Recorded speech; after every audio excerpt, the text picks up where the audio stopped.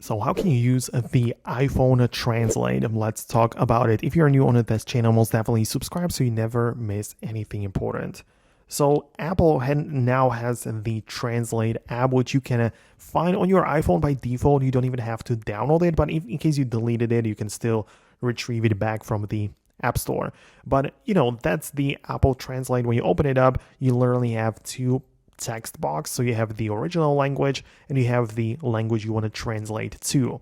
Obviously, both of them can be changed, right? So you can switch it from English or any of them to whatever you want to translate it. And it's pretty self-explanatory. You type in the phrase, it will be translated in the other language. You can also utilize the microphone icon where you get to dictate the text. That's especially useful when traveling, right? So you might want to utilize that as well. By tapping the button in the top left corner, you'll see your favorites, which is the favorite translations in the past, because you can mark some translations with the star and they are going to be saved in this list right here.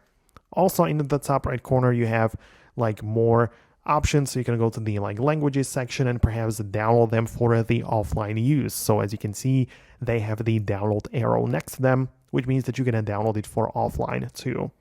Then at the bottom, we also have the camera access, which lets you point your camera directly at some text and translate it in between the languages, as well as upload picture with text from your gallery and have that translated as well.